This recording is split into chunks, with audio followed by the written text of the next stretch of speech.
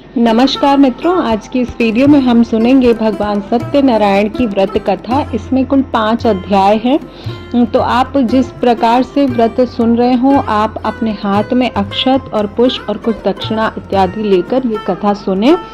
तो कथा इस प्रकार है। सत्यनारायण व्रत का पहला अध्याय। एक समय की बात है कि सौनकादि ऋषियों ने सूत जी से पूछा कि हे प्रभु, इस कलयुग में वेद विद्या रहित मनुष्यों को प्रभु भक्ति किस प्रकार मिल सकती है तथा उनका उद्धार कैसे होगा।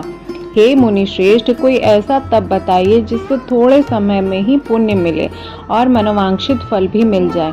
इस प्रकार की कथा सुनने की हम इच्छा रखते हैं।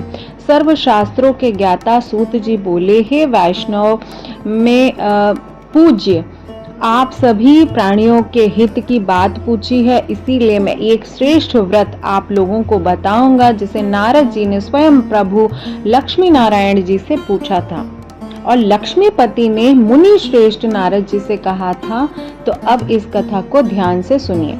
एक समय की बात है, योगीराज नारद जी दूसरों के हित की इच्छा के लिए अनेक लोकों में घूमते मृत्यु लोक जा पहुंचे। वहां उन्होंने अनेक योनियों में जन्मे सभी मनुष्यों को अपने कर्म के द्वारा अनेक दुखों से पीड़ित देखा। उनका दुख देख नारद जी सोचने लगे कि कैसा यत्न किया जाए कि इनको निश्चित रूप से मानवों के दुख का अंत हो जाए। इसी विचार का मनन करते हुए विष्णु भगवान के पास नारद जी चले गए। वहां वह देवों के ईश नारायण की स्तुति करने लगे, जिनके हाथ में शंख चक्र गदा और पद्म थे, गले में वरमाला पहने हुए थे। उनकी स्तुति करते हुए नारद जी बोलते हैं कि भगवान, आप अत्यंत शक्ति से संपन्न हैं, मन तथा वाणी से आपको कोई नहीं पा सकता। आपको यदि मध्य नहीं अंत है, निर्गुण स्वरूप की सृष्टि के कारण भक्तों के दुख को दूर करने वाला है, आपको नमस्कार है। नारद जी की इस प्रकार स्तुति सुनते हुए भगवान विष्णु बोलते हैं, मुनि श्रेष्ठ, आपके मन में क्या बात है, आप निसंकोच होकर बोलिए। इस पर नारद मुनि बोले, मृत्यु लोक में अनेक योनियों में जन्मे मनुष्य अपने कर्मों के द्वारा अनेक दुखों से दुखी हो रहे हैं। कृपया कर मुझे कोई ऐसा उपाय बताइए जिससे वे छुटकारा पा सकें। श्री हरि बोलते हैं कि नारद, मनुष्यों की भलाई के लिए तुमने बहुत ही अच्छी बात पूछी, अतः मैं एक तुमको दुर्लभ और उत्तम व्रत जो पुण्य देने वाला है प्रेम वश होकर तुमसे कहता हूँ। श्री सत्यनारायण भगवान का यह व्रत अच्छी तरह विधान पूर्वक करके तुरंत ही यहाँ सुख भोग कर मरने पर मोक्ष मिलता है। श्री हरि के वचन सुनकर नारद जी बोले कि उस व्रत का फल क्या है, उसका विधान क्या है, ये सबसे पहले किसने किया था, इस व्रत को किस दिन करना चाहिए, सभी कुछ विस्तार से बताइए। नारद जी ने कहा। सुनकर हरि बोले, दुख व शोक से दूर करने वाला, सभी स्थानों पर विजय दिलाने वाला, मानव को बुद्धि व श्रद्धा के साथ शाम को श्री सत्यनारायण की पूजा परायण होकर ब्राह्मण बंधुओं के साथ करनी चाहिए। भक्ति भाव से नैवेद्य, केले, फल, घी, दूध, गेहूं का आटा सवाय ले और गेहूं के स्थान पर साठी का आटा, गुड़, शक्कर इत्यादि का भक्षण योग्य पदार्थों को लेकर भगवान को भोग लगाए। ब्राह्मणों सहित बंधु बांधवों को भी भोजन कराए। आपको भोजन स्वयं करें और भक्तों को भी कराएं। जो भजन और भोजन दोनों ही अत्यंत जरूरी, अतः एव इसके बाद आप कीर्तन में भी भगवान के लीन हो जाना चाहिए।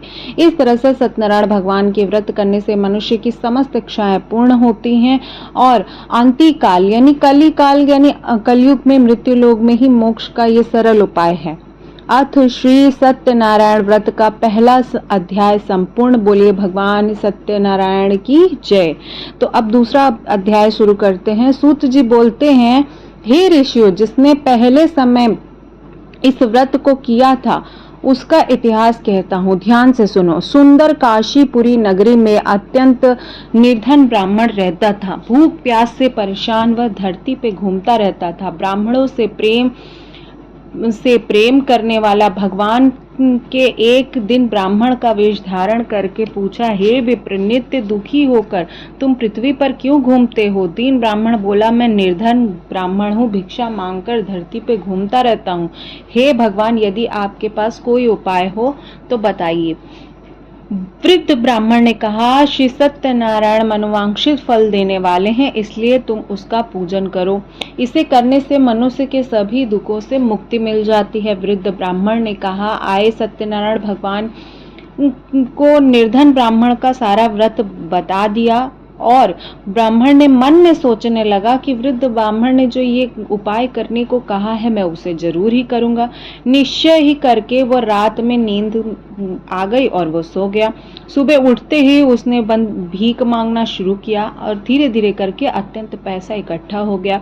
फिर वह बंधु बांधवों सहित उन पैसों से श्री सत्यनारायण भगवान की कथा को सुना और इस तरह से करते करते उसके सभी दुखों का नाश हो गया और उसको सभी दुखों से मुक्ति मिल गई। सूत जी बोलते हैं कि हे नारद जी के वचन को सुनकर, सत्यनारायण भगवान के इस प्रकार के कथा वृत्तांत को सुनकर श्री सत्यनारायण के व्रत को किस प्रकार से किया जाए, इस विधि को नारद जी नारायण से पूछते हैं। तो उस पर बोलते हैं, हे विप्र, मैं अब आपको क्या बोलूं। ऋषि बोले, मुनिवर, संसार में उस विप्र को सुनकर किस किस व्रत ने इस किया है उसके बारे में उसका क्या भाव है ये भी जानना चाहता हूँ। सूत जी बोले, जिसने इस व्रत को किया है वे भी सुनो। एक समय ही विप्र धन ऐश्वर्य के अनुसार और बंधु बांधवों के साथ व्रत करने को तैयार हुआ। उसी समय एक लकड़ी बेचने वाला बूढ़ा आदमी आया। लकड़ियों का बाहर रखकर अंदर ब्राह्मण के घर में गया। प्यास से दुखी व लकड़हारा उसने व्रत करके देख विप्र को नमस्कार कर पूछने लगा कि ये आप कौन सा व्रत कर रहे हैं, कृपया मुझे भी बताइए। तो ब्राह्मण ने अपनी समस्त मनोकामनाओं को पूर्ण करने वाले सत्यनारायण भगवान के व्रत के बारे में वृत्तांत कहा और बताया, इसी के कारण मेरे धन वैभव में वृद्धि हुई है। इस प्रकार से लकड़हारा भी मन में संकल्प करके गया कि आज जो भी लकड़ी का गुट्टा बेचूंगा उससे जो भी धन अर्जित होगा मैं भी भगवान की उत्तम व्रत को करूंगा। तो इसी प्रकार से वो लकड़ियों को बेचने गया और लकड़ियां जो हैं 4 गुना अधिक दाम में बिक गई। फिर उसने बड़ी प्रसन्नता से केले, शक्कर, दूध, दही, गेहूं, आटा लेकर भगवान की पूजा अर्चना की। उसके प्रभाव से लकड़हारा धन, पुत्र आदि से युक्त होकर संसार के समस्त सुखों को भोगता हुआ बैकुंठ धाम चला गया। अथ श्री सत्यनारायण व्रत कथा 2 अध्याय संपूर्ण। बोलिए श्री सत्यनारायण भगवान की जय। अब 3 अध्याय सुनते हैं। सत्यनारायण भगवान की व्रत कथा का 3 अध्याय में सूत जी बोलते हैं, श्रेष्ठ मुनियों, अब आगे की कथा कहता हूँ। पहले समय में उल्कामुख नाम एक बुद्धिमान राजा रहता था। वह सत्य वक्ता, जितेंद्रिय था। प्रतिदिन देव स्थानों पर जाता था, निर्धन को धन देता था, उनके कष्टों को दूर करता था। उसकी पत्नी कमल के समान मुख वाली सती साध्वी थी। भद्रशिला नदी के तट पर दोनों भगवान सत्यनारायण का व्रत किया करते थे। वहां पर एक दिन अचानक वैश्य आया और उसने पूछा कि हे राजन, आप किस प्रकार का व्रत कर रहे हैं। हे राजन, भक्ति भाव पूर्व इस व्रत का विधान मुझे भी बताइए। तो राजा बोलते, हे साधु, बंधु बांधु और पुत्रादि को प्राप्त करने वाला महाशक्तिमान श्री सत्यनारायण भगवान का व्रत कर रहा हूँ। राजा के वचन सुर साधु आदर से बोला, हे राजन, मुझे इस व्रत का सारा विधान कहिए। आपके कथनानुसार मैं भी इस व्रत को करूंगा। मेरी भी संतान नहीं है, अतः मुझे संतान की कामना है। समस्त कार्य से निवृत्त होकर वैश्य अपने घर चला गया। सारे वृत्तांत को सुनकर साधु वैश्य ने अपने पत्नी को संतान देने वाले इस व्रत का वर्णन करते हुए बोला कि मैं भी इस व्रत को करूंगा। सांसारिक धर्म से प्रवृत्त होकर सत्यनारायण भगवान की कृपा से उसकी पत्नी, वैश्य की पत्नी, जल्द ही गर्भवती हो गई। 10वें महीने में उसके गर्भ से सुंदर कन्या ने जन्म लिया और उसकी सुंदरता, उसकी कन्या की जो सुंदरता थी वो मान लो शुक्ल पक्ष की पूर्णिमा की तरह सुंदर थी। जिस प्रकार चंद्रमा चमकता है उस प्रकार वह सुंदर थी और उसका नाम था लीलावती। एक दिन लीलावती ने मीठे शब्दों में अपने पति को याद दिलाया। उसके विवाह हो गया। विवाह के बाद का वर्णन है कि अपने पति को याद दिलाया कि अपने सत्यनारायण भगवान के संकल्प को किया था, अतः आप भूल गए हैं। पत्नी को आश्वासन दिया कि मैं इस व्रत को अवश्य करूंगा और ऐसा कहते ही वो कहकर नगर को चला गया। कलावती के पिता ने घर में रह वृद्धि को प्राप्त हो गई।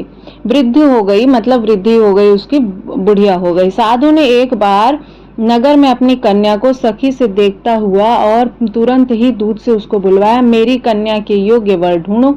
साधु की बात सुनकर दूत कंचन नगर और देखभाल करके लड़की के सुयोग्य वाणिक पुत्र को ले आया। सुयोग्य लड़के को देख साधु बंधु बांधवों सहित अपनी पुत्री का विवाह कर दिया। लेकिन दुर्भाग्य की बात यह है कि साधु ने अभी भी सत्यनारायण भगवान का व्रत नहीं किया।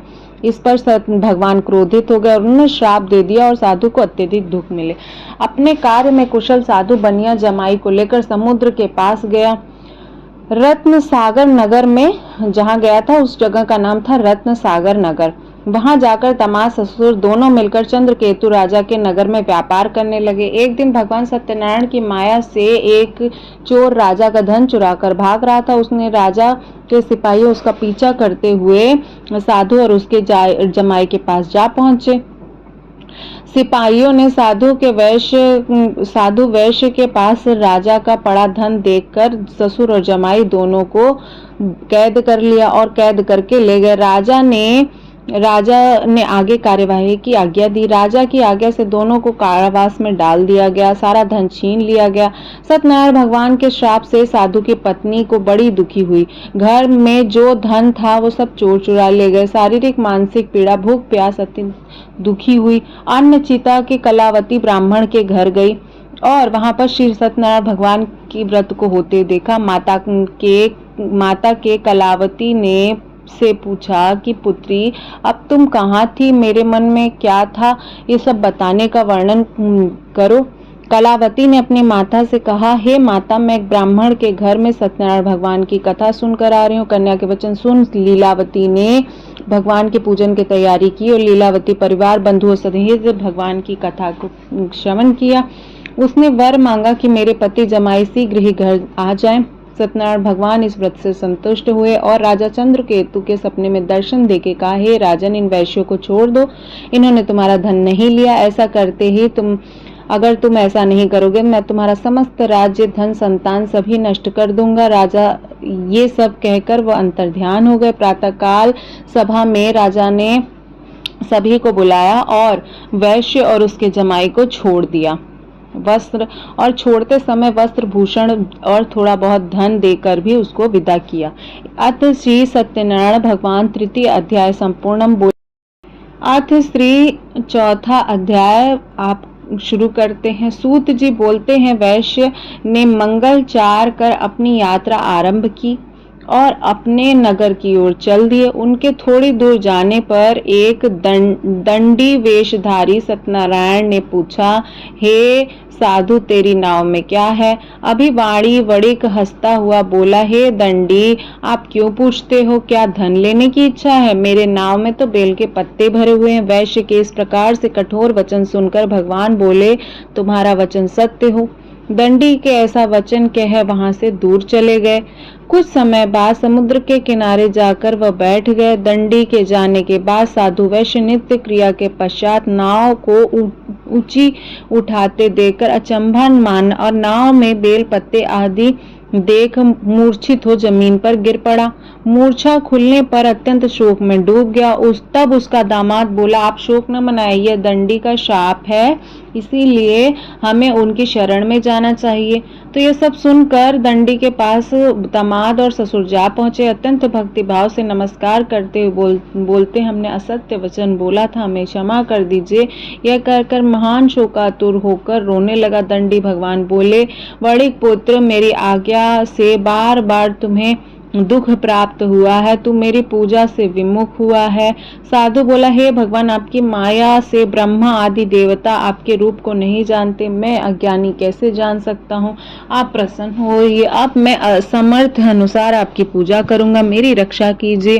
पहले के समान मेरी नौका धन से भर दीजिए। साधु वैश्य के भक्ति भाव वचन सुनकर भगवान को दया आ गई और उसने ससुर जमाई के नाव को वापस धन से भर दिया। साथियों के साथ सत्यनारायण भगवान की कथा पुनः सुनने के लिए दामाद और वैश्य दोनों वापस चले गए। जब नगर के नजदीक पहुंचे तो दूत घर में आकर खबर दिया कि साधु और उनकी पत्नी को और उनको आने का समाचार सुनाया। दूत की बात सुनकर साधु की पत्नी लीलावती बड़े ही हर्ष के साथ सत्यनारायण भगवान का पूजन अपनी पुत्री कलावती के साथ किया और दर्शन करने के लिए पति को जाती हूँ, कार्य शीघ्र ही पूर्ण हो जा। माता के ऐसे वचन सुनकर कलावती जल्दी ही प्रसाद छोड़ अपने पति के पास चली गई। प्रसाद की अवज्ञा से श्री सत्यनारायण भगवान रुष्ट हो गए। नाव सहित उसके पति पानी में डुबो दिया। कलावती ने अपने पति को वहां न पाकर जमीन पर गिर गई। नौका डूब देख, कन्या को रोता हुआ देख साधु जो था वो भी दुखी होकर बोला, हे प्रभु, तू मुझसे तथा मेरे परिवार से जो भूल हुई उसके लिए क्षमा करे। साधु के वचन सुनकर भगवान प्रसन्न हुए और आकाशवाणी हुई, है साधु, तेरी कन्या ने मेरा प्रसाद छोड़कर आई है, इसलिए उसका पति अदृश्य हो गया है। यदि वह घर जाकर प्रसाद खाकर लौटती है तो इसका पति अवश्य मिलेगा। ऐसी आकाशवाणी सुन कलावती पहुंचकर प्रसाद खाती है और उसके बाद साधु और बंधु बांधवों सहित सत्यनारायण भगवान के विधि विधान से पूजा करती है और उसके प्रताप से उसको मृत्युपरांत मोक्ष और स्वर्ग की प्राप्ति होती है। अथ श्री सत्यनारायण व्रत कथा चौथा अध्याय संपूर्णम। बोलिए सत्यनारायण भगवान की जय। अब सुनते हैं पांचवा अध्याय। सूत जी बोलते हैं, हे ऋषियों, मैं और एक भी कथा सुनाता हूँ, उसे भी ध्यान पूर्वक सुनो। प्रजापालन में लीन तुंग ध्वज नाम का एक राजा था। उसने भी भगवान का प्रसाद त्याग कर बहुत ही दुख सान लिया था। एक बार वन जाकर वन्य पशुओं को मार कर वह बड़ के पेड़ के नीचे आ गया। वहां उसने ग्वालों की भक्ति भाव से अपने बंधु सहित सत्यनारायण भगवान को पूजन करते देखा। अभिमानवश राजा ने उन्हें देखकर पूछा, यह पूजा का स्थान नहीं है, ना ही वह वहां पर भगवान को नमस्कार किया। ग्वालों के राजाओं ने प्रसाद दिया, लेकिन उसने प्रसाद नहीं खाया। प्रसाद को वहीं छोड़कर अपने नगर चला गया।